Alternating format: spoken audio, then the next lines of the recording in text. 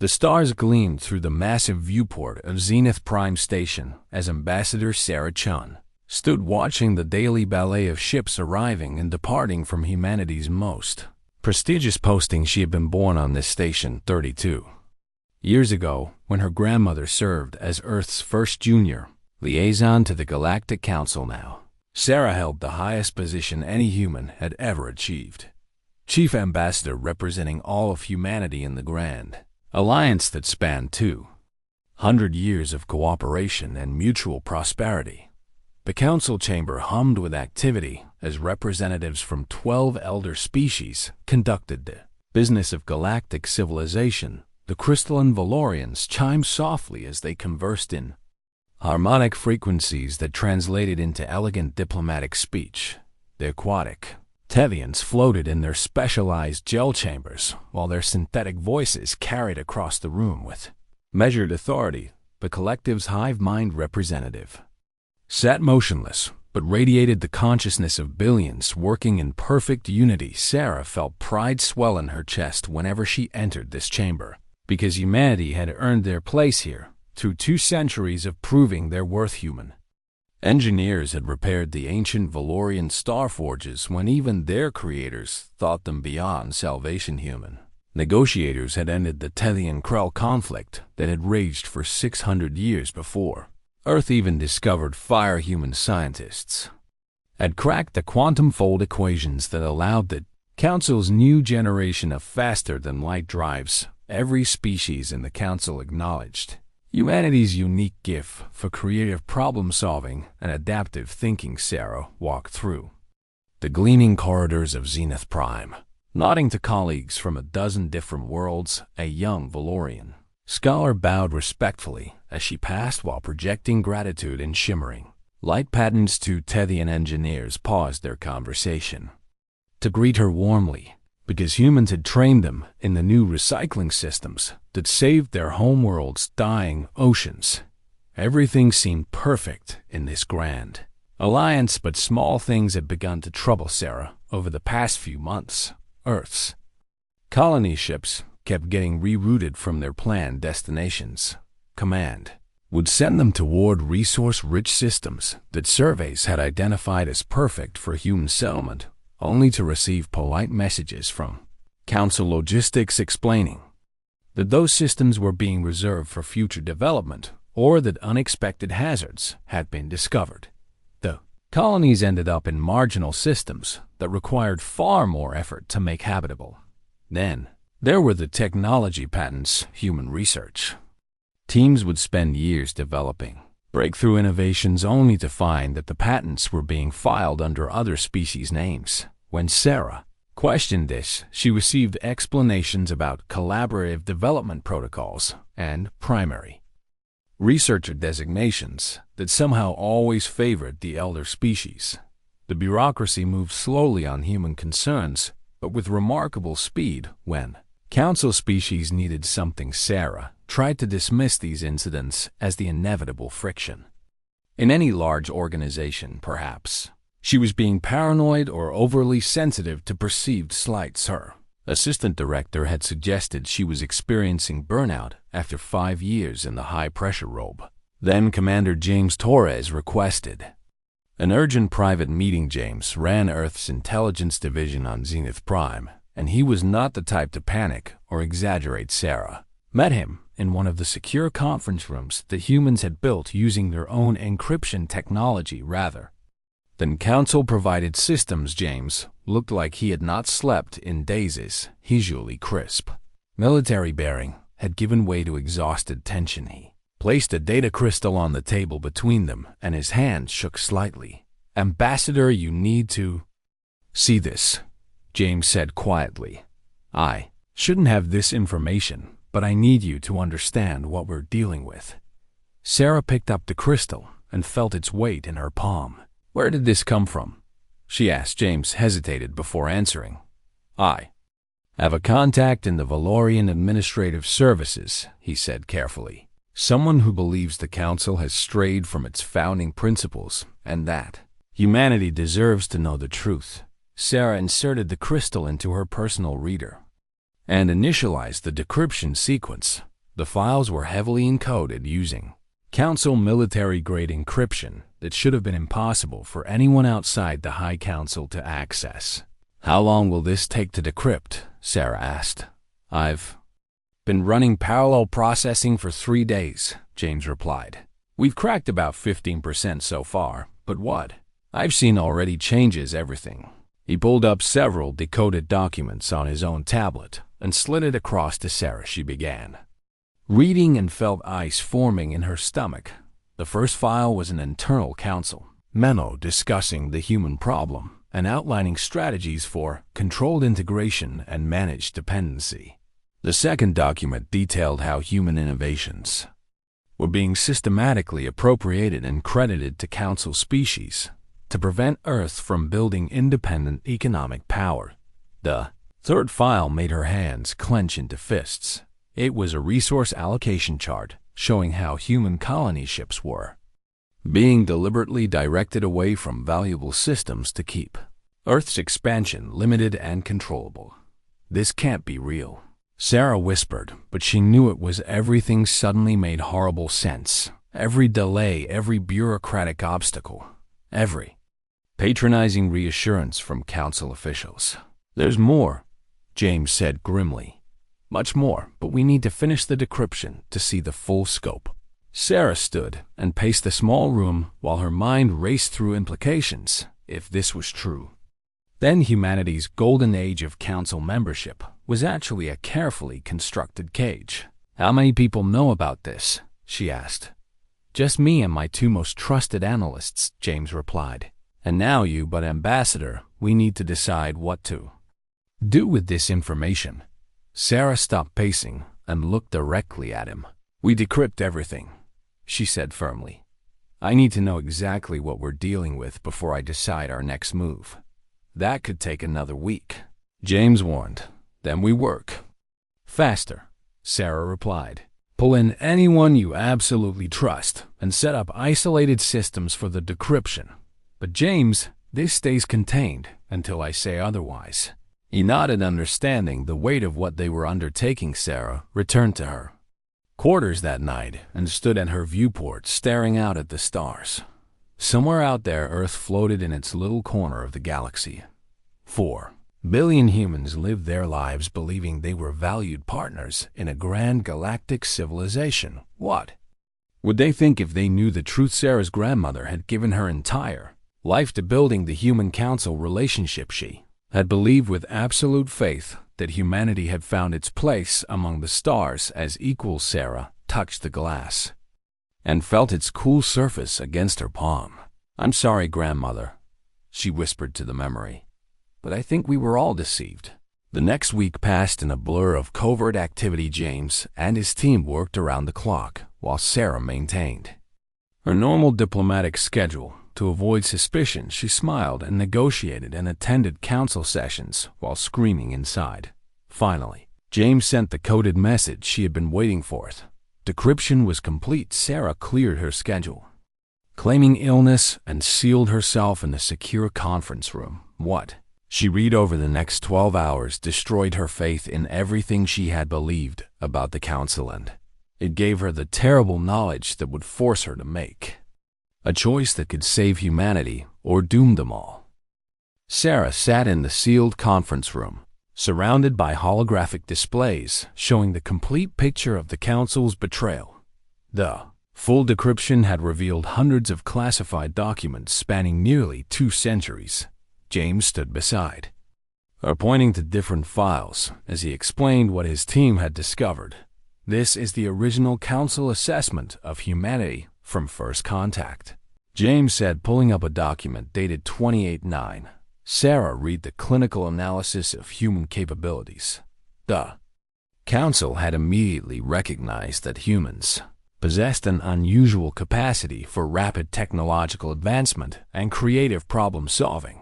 But rather than celebrating this, the document labeled it as potentially destabilizing to galactic order. The Valorian High Council had convened emergency sessions to discuss what they called the human variable. Their conclusion was unanimous: humanity could not be allowed to develop independently because within 500 years human civilization would likely eclipse the combined technological capabilities of all council species. They were afraid of us from the very beginning, Sarah said quietly. Not afraid exactly, James corrected. More like a farmer seeing a wild animal that could be useful if properly domesticated. The next set of documents outlined the strategy that became known as integration. Protocol 7. The Council would welcome humanity warmly and offer them prestigious positions within the galactic community. Humans would be praised for their contributions and given just enough status to feel valued, but every aspect of human expansion would be carefully controlled. Colony placement would be managed to prevent Earth from establishing strategic resource bases. Technology development would be funneled through council oversight to ensure humans never achieved independent manufacturing capability. Human education would emphasize council history and values to create cultural dependency. Economic systems would be structured so Earth always needed council markets and council goods. They gave us everything except the ability to survive without them, Sarah said. Exactly, James replied. We've been living in a gilded cage, and they've been very careful to make sure we never noticed the bars. But the worst revelations were still to come. James pulled up a series of files marked with the highest security classifications. These documents detailed covert council operations that went far beyond mere economic control. Sarah's hands trembled as she read reports of human colony ships that had simply disappeared.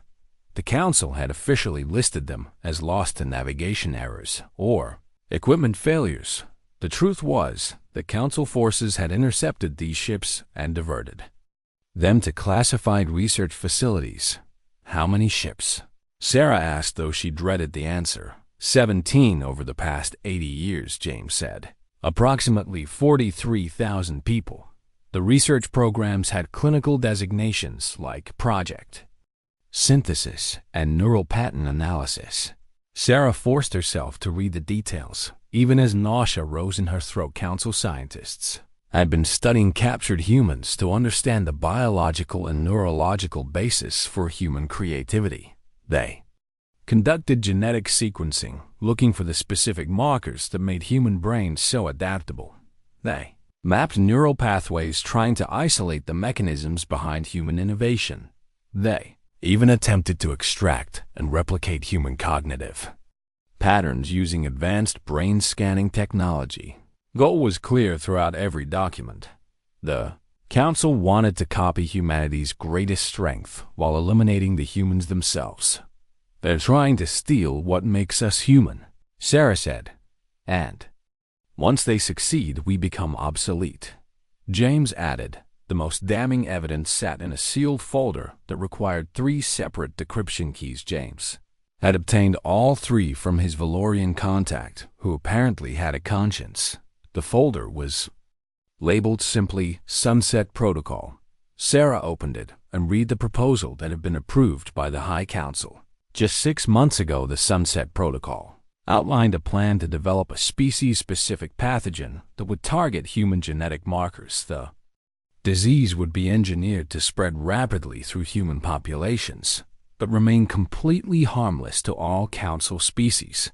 Projected mortality rates ranged from 70 to 90% depending on various factors. The survivors would be small enough in number to be easily managed. Earth would become a council protectorate with a permanent human population maintained at approximately 10 million. These remaining humans would serve as living repositories of human cognitive patterns and continue to work on council projects under direct supervision. The timeline projected full implementation within 20 years. They're planning genocide, Sarah said, and her voice sounded hollow even to her own ears. Controlled population reduction, James corrected bitterly. They dressed it up in clinical language, but yes, that's what it is. Sarah stood and paced the room while her mind raced through impossible calculations. If she revealed this information, it would shatter the Human Council alliance immediately. Earth would likely declare independence, and a Council might respond with force. Humanity had 40 settled systems against the Council's thousands. Human military forces consisted of patrol ships and defensive platforms, all built to Council specifications with carefully limited capabilities. An open conflict would be suicide.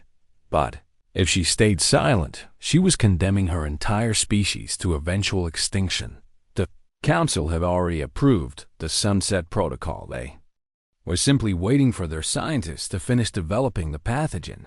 How long did humanity have before the plan moved to implementation? "We need options," Sarah said finally. "What options do we have?" James pulled up another display showing Earth's current military and economic position. "On paper, we have almost nothing," he said. "But there are factors the Council doesn't know about." He explained that Earth's military command had maintained classified programs based on the simple principle of paranoia. Admiral Chun, no relation to Sarah, had argued for decades that humanity needed contingency plans in case the Council alliance ever failed. Most of the Admiralty had dismissed him as a pessimist, but he had quietly diverted resources into black-budget programs. Hidden shipyards had been constructed in remote asteroid fields. Weapons research had continued in classified facilities using human innovation rather than Council-approved technology. Advanced AI development had proceeded in secret despite Council restrictions on machine intelligence. "How much do we actually have?" Sarah asked. "Enough to make them bleed if it comes to war," James replied, "but not enough to win against their full military might." Sarah turned away from the displays and stared at the wall. Every option seemed impossible. Stay silent and watch her species die slowly, speak out, and trigger a war humanity would likely lose. Try to negotiate and hope the Council would somehow abandon 2 centuries of careful planning. "There's one more thing you should know," James said quietly. Sarah turned back to face him. "My Valorian contact, the one who provided these files," James continued. "They're part of a small group within the Council who believe this has gone too far." "How small a group?" Sarah asked. "Maybe a few hundred individuals across all Council species," James said. "Not nearly enough to change policy, but enough to cause serious disruption if they acted together." Sarah felt a small spark of hope kindle in her chest. Not all Council members supported this betrayal. Some of them still believed in the principles that the Council claimed to represent. "Can we trust them?" she asked. "My contact has risked everything to get us this information," James replied. "I think at least some of them are genuine." Sarah made her decision. "Contact your Valorian friend," she said. "Tell them I want to meet with their group." "And then what?" James asked. "Then I'm going to do something incredibly stupid," Sarah replied. "I'm going to tell the truth." James stared at her. "If you reveal this publicly, the Council will have to respond, and we both know how that response will look." "I know," Sarah said, "but I'd rather die fighting than live as a domesticated pet waiting for our masters to decide we've outlived our usefulness." She walked to the secure terminal and began composing a message to Earth's government. "Get me an emergency session with the Secretary General," she told James, "and prepare a complete brief of everything we've discovered." "Sarah, this will start a war," James warned, using her first name for the first time in years. "The Council already started a war," Sarah replied. "They declared war on us 200 years ago, but we were too trusting to notice." She sent the message and then turned to face James directly. "Humanity has spent 2 centuries trying to be worthy of the Council's respect," she said. "Maybe it's time we show them what happens when they betray our trust." James nodded slowly, and Sarah saw grim determination replace his earlier worry. "I'll prepare the brief," he said, "and I'll contact the fleet admirals through secure channels." "Tell them to be ready," Sarah said, "because in 72 hours, I'm going to stand before the full Galactic Council and show them exactly what they've been doing to us." "And if they don't care?" James asked. "Then they'll learn why humanity's creativity is so dangerous." Sarah replied. Because we don't just innovate in laboratories. We innovate on battlefields. 2.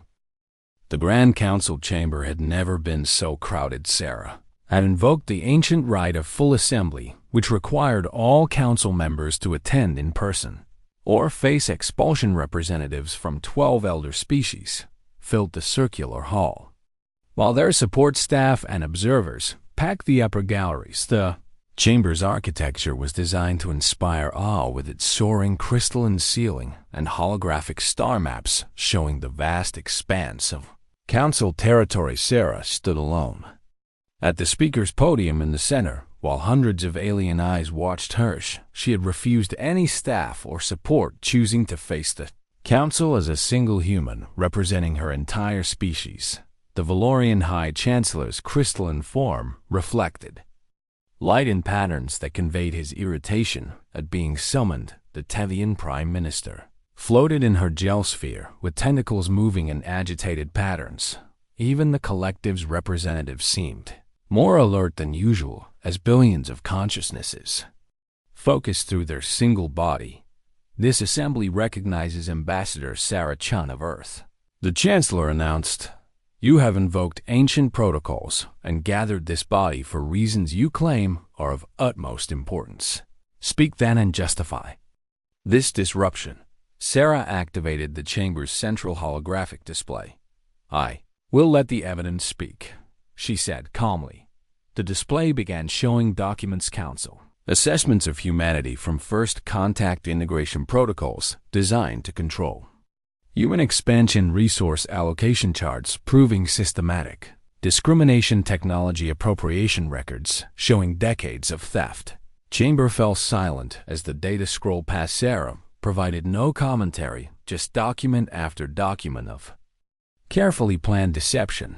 Then she showed the research program's files, detailing the capture of human colonists and their use in genetic experiments, neural mapping projects that treated human subjects like laboratory specimens. The gasps and shocked murmurs from the galleries proved that most council citizens had no idea these programs existed. Finally, Sarah displayed the Sunset Protocol, the plan to reduce humanity to a managed population through engineered plague, projected death tolls in the lie. Billions. Clinical discussions of how to maintain just enough humans to remain useful. The silence in the chamber became absolute. Sarah turned slowly, taking in the faces of the council members she had worked beside for years. For 200 years. "Humanity has served this council faithfully," she said. "We repaired your infrastructure when you could not. We solved problems you had given up on. We brought peace to conflicts you considered unsolvable. We did all of this believing we were your partners and your equals." She gestured to the holographic display. "But you never saw us as equals. From the very first moment of contact, you saw us as tools to be used and discarded." The Chancellor's crystalline form chimed sharply. "Ambassador, you present classified materials obtained through illegal means," he said. "The manner of their acquisition does not change their content," Sarah replied. "Do you deny the authenticity of these documents?" The Chancellor's light patterns flickered in what Sarah recognized as discomfort. "The documents are authentic," he admitted, "but you lack the context to understand them." "Then provide context," Sarah challenged. The Chancellor rose from his seat, and his form pulsed with authority. "Very well," he said. "Yes. We have guided humanity's development within careful parameters. Yes, we have limited your expansion and controlled your access to certain technologies. Yes, we have studied your species to understand your unusual capabilities." The other council members nodded in agreement. Sarah felt her blood run cold as she realized they felt no shame about any of it. These actions were necessary. The Chancellor continued, "Your species is dangerous, Ambassador. You advance too quickly without wisdom to guide you. You question everything, rather than accepting the knowledge of those with millennia of experience. You take risks that could destabilize the entire galactic order." A Tevian representative spoke up. "We have seen species like yours before. The aquatic alien said. Species that innovate rapidly but lack the maturity to use their innovations responsibly. They inevitably destroy themselves or threaten others. It is our duty as elder species to prevent such catastrophes. The collective's representative added its voice. We do not act from malice but from responsibility. The galaxy requires order and stability. Humanity's chaotic creativity disrupts that order. Therefore, we must manage you until you mature. Sarah listened to their justifications with growing fury. They actually believed they had done nothing wrong. And the Sunset Protocol, she asked quietly. The plan to kill billions of my people. The Chancellor's light patterns shifted to something resembling regret. An unfortunate necessity, he said. Our projections show that even with careful management, humanity will eventually exceed safe population levels. A controlled reduction allows us to maintain the beneficial aspects of your species while eliminating the dangers. It is the most humane solution to an otherwise intractable problem. Sarah stared at him. Humane, she repeated. You call genocide humane. We call it responsible stewardship. The Chancellor replied, You are children playing with fire, Ambassador. We have been guiding you, protecting you from yourselves, and protecting the galaxy from your reckless potential. The Tedian Prime Minister gestured agreement. You should be grateful, she added. Without our guidance, humanity would have destroyed itself decades ago. We have given you peace, prosperity, and purpose. All we ask in return is that you accept your proper place in the galactic hierarchy. Sarah let the silence stretch, while she looked at each council member in turn. These beings had controlled humanity's destiny for 2 centuries. They had stolen human lives and human innovations. They had planned the systematic murder of her entire species, and they felt completely justified in all of it when she finally spoke. Her voice was calm and cold. Go. Then, the council members looked confused. Ambassador, the Chancellor said. I do not understand. I am giving you an opportunity, Sarah explained. You believe you have done nothing wrong. You believe you are responsible shepherds guiding foolish children. So, I am offering you the chance to leave with your delusions intact. She gestured to the holographic display, still showing the evidence of council crimes. You have 30 days, she said. Remove all council personnel from human space. Remove all council installations from human systems. Return every human you have taken for your research programs. And then go back to your ancient civilizations and your orderly galaxy. Leave us alone. The Chancellor's crystalline form rang with what could only be laughter. Other council members joined in with their own species-specific expressions of amusement. Ambassador, the Chancellor said, you cannot be serious. Humanity controls barely 40 systems compared to our thousands. Your military consists of patrol ships and defensive platforms that we designed and built for you. You have no independent manufacturing, no strategic resources, no ability to sustain yourselves without council support. The Tedian Prime Minister's tentacles waved dismissively. This is a child's tantrum, she said. When you calm down, we will discuss the terms of your apology. Sarah smiled. It was not a friendly expression. Then let me be absolutely clear, she said. I am giving you this one chance to leave peacefully. If you refuse, then you are choosing war. The council chamber erupted in shocked murmurs. The Chancellor raised his arms for silence. We will not go, he declared. And you cannot make us. Humanity exists because we allow it. You thrive because we have guided you. Without the council, you are nothing. Sarah's smile widened. Then you have made your choice, she said. I tried to be civilized. I tried to give you the opportunity to retreat with some dignity. You chose the alternative. She touched her personal communicator. Admiral Chun, she said. Execute Protocol Janus. All phases. Authorization Sarah Chen, Alpha 77 Omega. The Admiral's voice came through crisp and clear. Confirmed, Ambassador. All human forces are weapons-free. May God have mercy on their souls because We will not. Sarah looked at the stunned council members. You are correct that you created our patrol ships and defensive platforms, she said. What you did not know is that we have been building our own fleet for the past 40 years. Every human colony you thought was struggling to survive has actually been a fortified military base.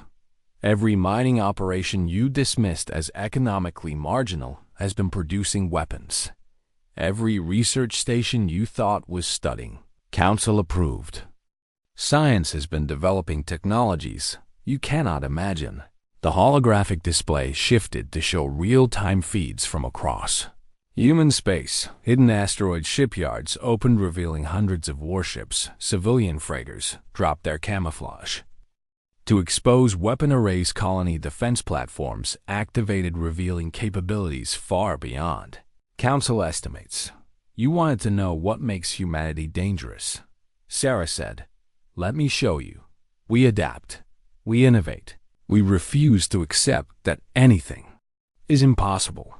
And when you threaten our survival, we become more creative than you can comprehend. She walked toward the exit while the council members sat frozen in shock at the doorway. She turned back one last time. You had 30 days to leave peacefully, she said. Now you have a war, and you are going to learn why you should never cage a species that specializes in breaking cages. Sarah left the chamber, and behind her the council erupted into chaos, but she did not look back. Humanity had tried peace. The council chose war. No, they would all learn what humans could do when their survival depended on it. The council's first response was predictable. They sent their fleet to blockade Earth and demonstrate their overwhelming military superiority. 300 warships assembled in formation outside humanity's home system, broadcasting demands for immediate surrender. Admiral Marcus Chun watched them from the command center of Fortress Luna and allowed himself a cold smile. The council had no idea what they were facing. They are hailing us, sir, his communications officer reported. Put them through, Admiral. Chun ordered. The Valorian fleet commander's crystalline form appeared on the main screen. Admiral Chun, your government has committed acts of terrorism and violated every treaty that governs civilized warfare, the commander stated. Surrender immediately, and your species will be granted mercy. Admiral Chun leaned back in his chair. Commander, I have a question, he said conversationally. Your fleet is currently positioned in a standard council battle formation, is it not? Of course, the commander replied. Council. Military doctrine is perfected over millennia of experience.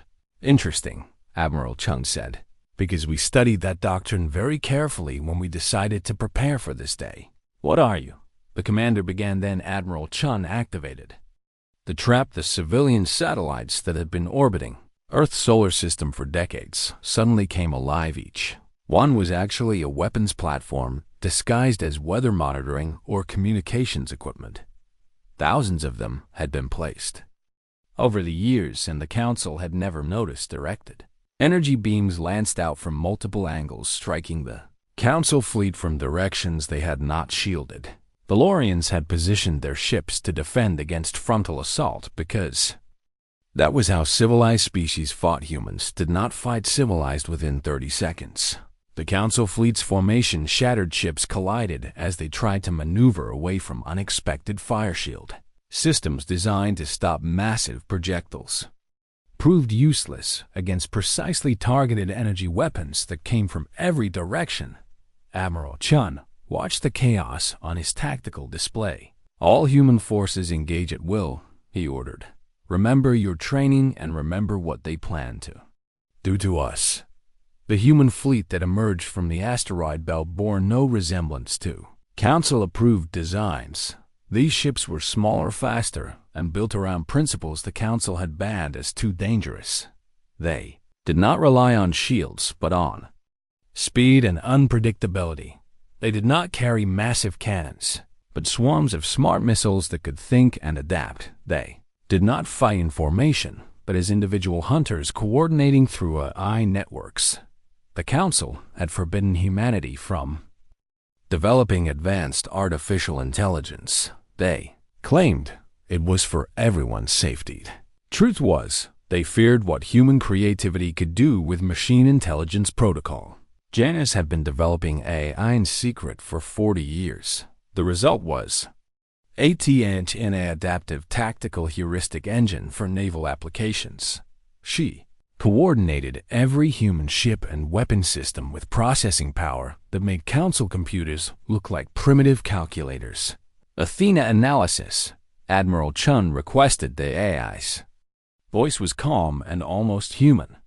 Enemy fleet cohesion has dropped to 42%. She reported optimal strike points identified across all remaining vessels. Probability of tactical victory 97.3%. Execute, Admiral. Chun ordered the human fleet struck like a school of piranhas individual ships, identified weaknesses in enemy armor, and focused fire with devastating precision missiles. Adapted their flight paths in real time to avoid point defense energy weapons. Targeted specific systems rather than trying to overwhelm shields. Within 20 minutes, the Council fleet was in full retreat. 53 of their ships had been destroyed or disabled. Human casualties, 0. But Admiral Chun knew this was just the beginning. The Council would not accept defeat so easily. Across human space, similar battles erupted. Council forces attacked human colonies, expecting to find poorly defended settlements. Instead, they encountered fortresses that had been preparing for this war for decades on the colony world of New Terra. The Tevian assault force approached, expecting minimal resistance. The colonists had always seemed so focused on agriculture and terraforming.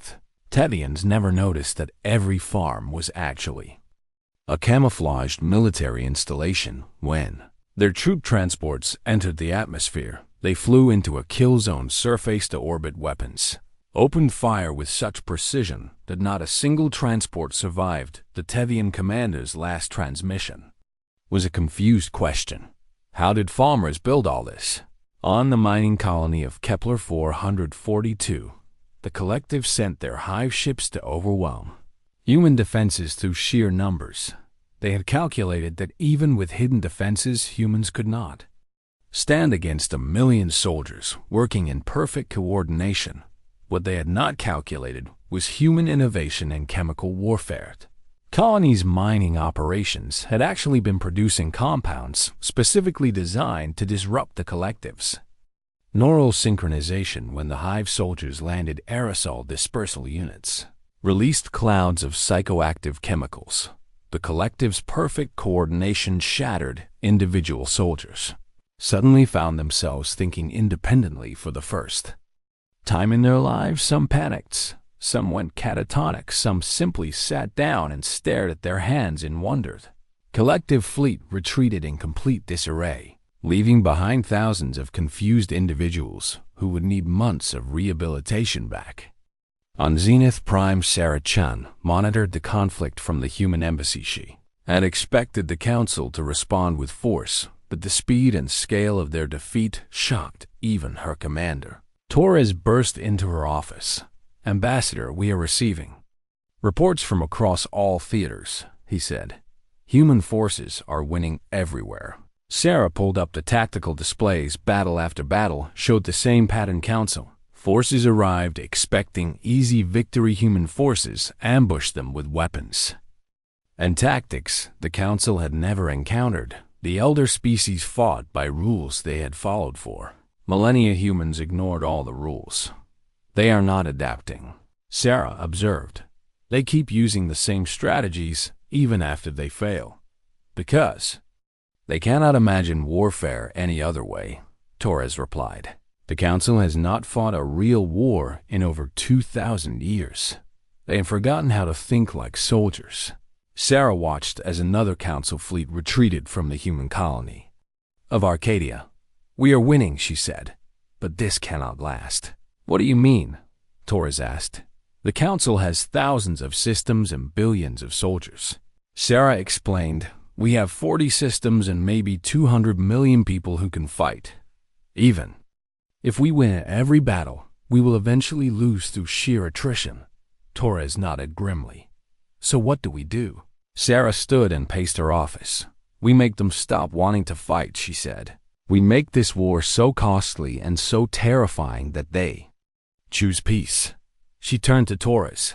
Get me a secure channel to Admiral Chun, and prepare a list of high-value council targets. When the Admiral's face appeared on her screen, Sarah spoke without preamble.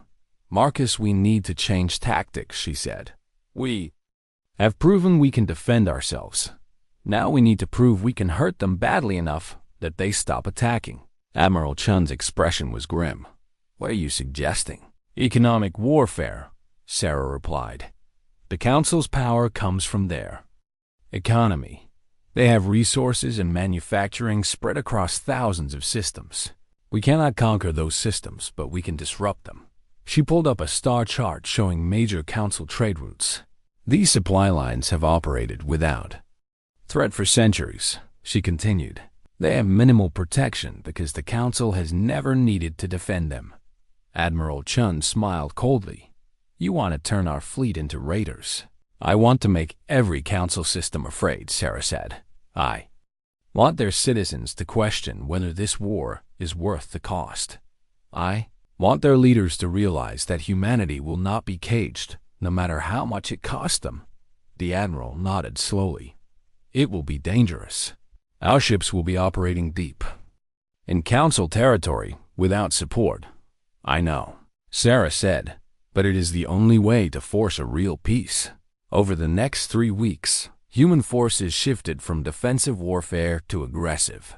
Raiding small, fast human ships appeared in Council systems, destroyed infrastructure, and vanished before defenses could respond. Manufacturing centers that had operated for centuries suddenly faced sabotaged trade ships carrying vital supplies.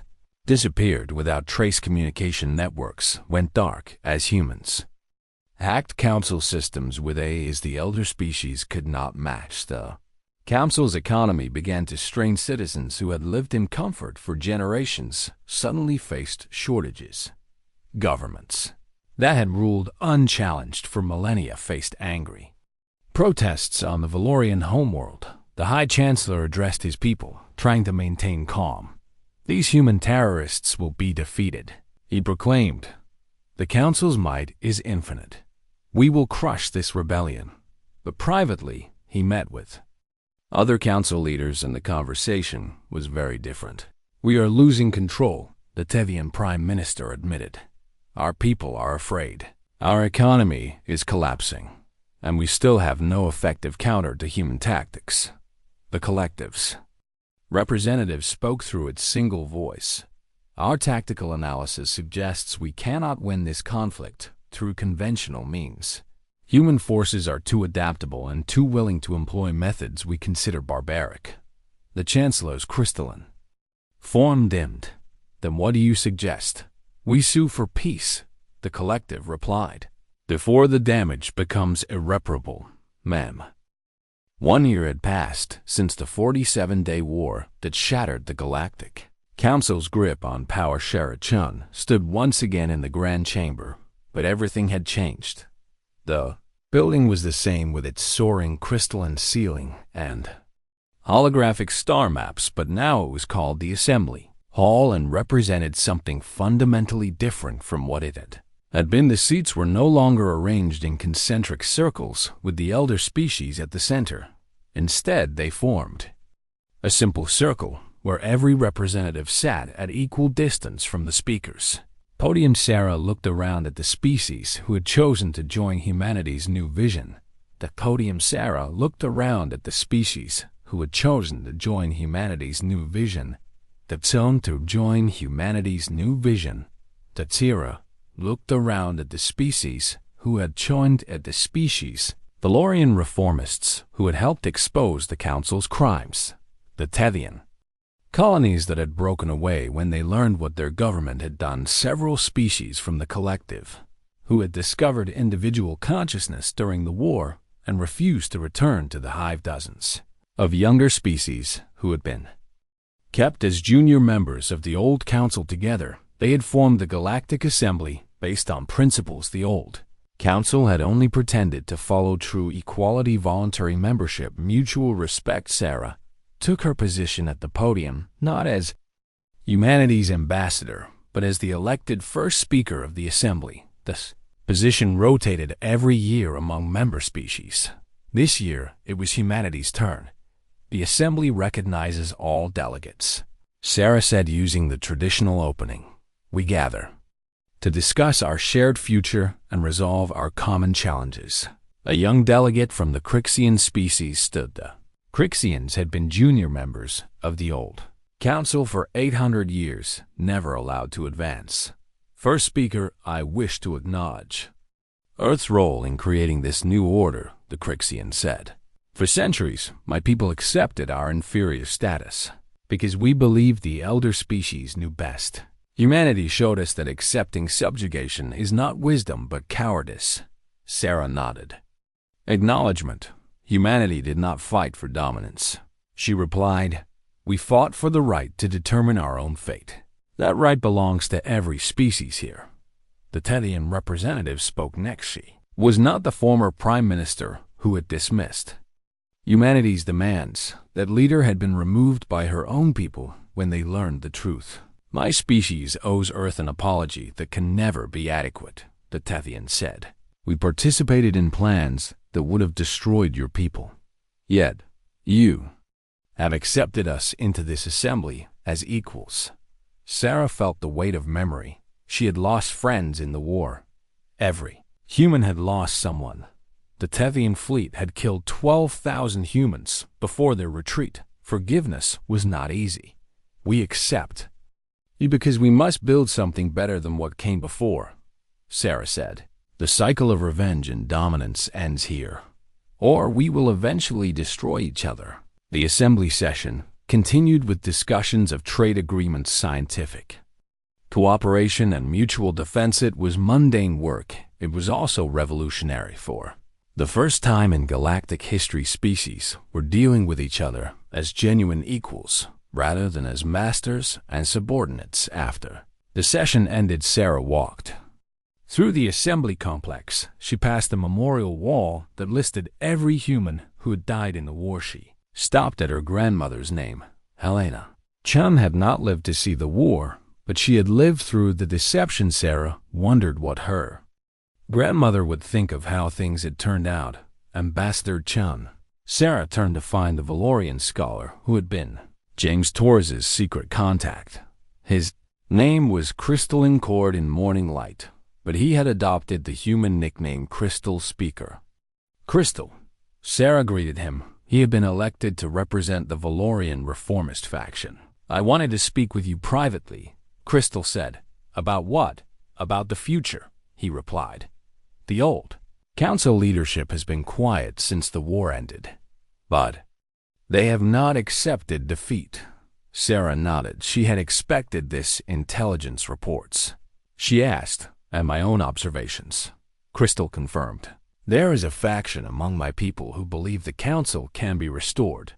They are building support among species who lost power and prestige in the transition." "How serious is the threat?" Sarah asked. "Not immediate," Crystal replied. "But within a generation, they may have enough support to challenge the assembly." They walked together through a garden area that human engineers had designed for the complex Earth. Plants grew alongside vegetation from a dozen worlds. "The old council ruled for over 10,000 years, Crystal said. "That kind of institutional power does not simply disappear." Sarah stopped beside a tree that had been brought from Earth. Her grandmother had helped plant its parent tree on Zenith Prime, believing it symbolized human council. "Friendship. Let them try to restore the council," Sarah said. What Crystal looked shocked. "Humanity will not make the same mistake twice," Sarah explained. "We will not trust pretty words and promises of partnership. We will maintain our independence, our military strength, and our ability to defend ourselves. If the old council wants to return, let them try. They will learn the lesson again." Crystal's form chimed with something like admiration. "You truly are not afraid of them anymore." "We were never afraid," Sarah corrected. "We were trusting." fear would have been wiser. She looked up at the artificial sky above the garden. But we learned. Humanity spent 2 centuries trying to earn the Council's respect. Now we understand that respect cannot be earned from those who see you as inferior. It can only be demanded.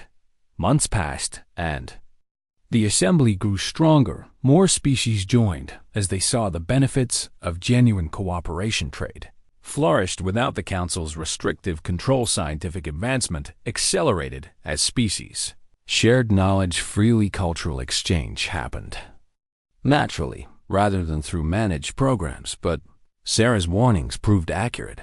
The remnants of the old council were indeed organizing. They called themselves the Restoration Movement, and their message was seductive. They spoke of the stability and order that the old council had provided. They blamed the assembly for the chaos and uncertainty of the new galactic order. They claimed that the elder species had a duty to guide the younger races for their own good.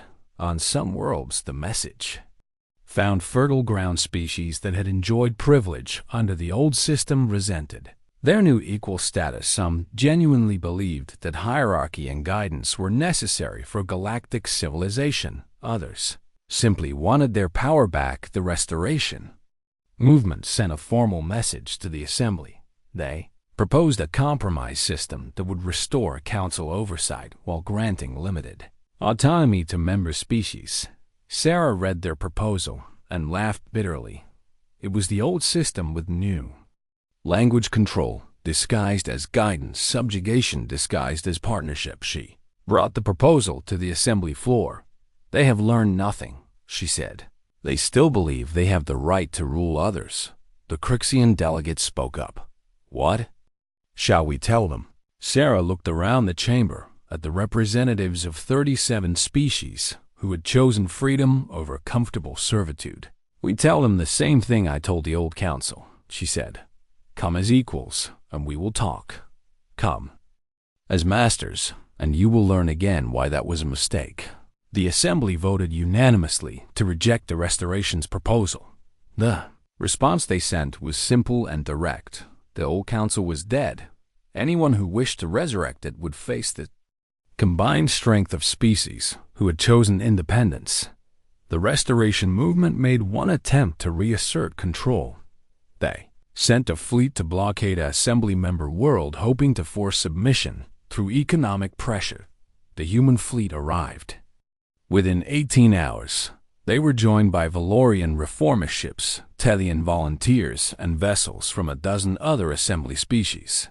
The Restoration fleet retreated without firing a shot.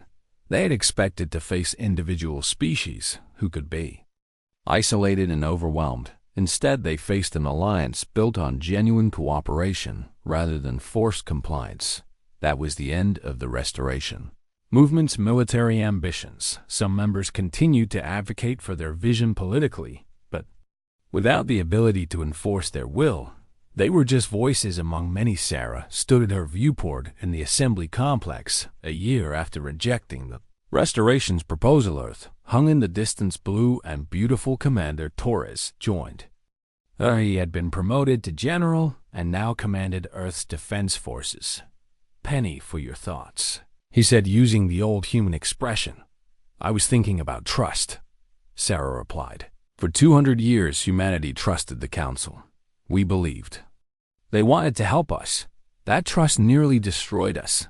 And now, Torres asked, now we trust but verify, Sarah said. We cooperate with other species, but maintain our independence. We share knowledge but keep our defenses strong. We offer friendship, but never again accept subjugation. She turned to face Torres. The galaxy is a better place than it was, she continued. The assembly actually tries to live up to its ideals. But we cannot forget what happens when power goes unchecked. Torres nodded. The new human motto. Sarah smiled. Every human ship, station, and colony now carried the same inscription. She recited it from memory. We offered peace. You chose to test our war. Never again. Do you think it is too harsh? Torres asked. I think it is honest, Sarah replied. The Council had 2 centuries to treat us fairly. They chose deception and control.